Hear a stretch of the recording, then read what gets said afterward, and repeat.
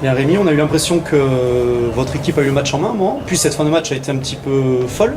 Comment vous jugez la prestation de vos joueurs ce soir?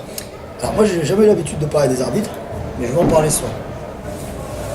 Parce que 22 fautes à 7 à la 35e ou 36e minute, j'ai jamais vu ça de ma carrière. Donc moi j'accepte les matchs et mes joueurs, on accepte le défi physique, on accepte tout ça, il n'y a aucun problème. Mais à un moment donné, les deux équipes doivent être sanctionnées de la même manière. Donc je suis content qu'on n'ait pas eu d'autres blessés, même si Antoine a pris un coup au doigt. Mais notamment là, sur la dernière action, quand je vais dans la touche, sur les 5 secondes, il y a un ceinturage qui est énorme. C'est une faute antisportive. Là, moi, je ne juge pas du tout les joueurs de Tarbes. Ils sont à 200%. Ils ont fait le match qu'il fallait. Après, voilà, les arbitres ne leur mettent pas de cadre, c'est pas de problème. Pas eux que je critique. Mais ça, c'est pas normal. On ne peut pas arriver sur des matchs comme ça, 22 fautes à 7 à la 36e minute. Ça voudrait dire qu'ils aient défendu comme ça, dont une faute offensive. Voilà. Donc ça, à un moment donné, voilà, je suis pas du tout content de cet arbitrage-là.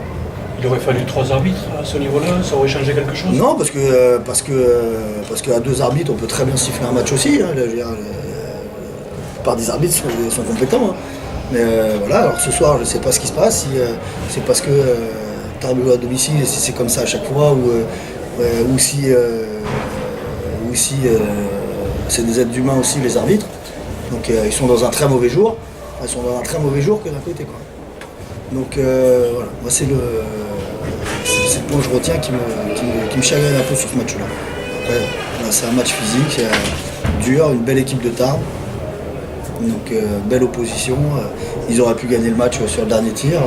Voilà, mais bon, après quand on a une débit qu'on ne doit pas avoir, c'est un peu plus facile.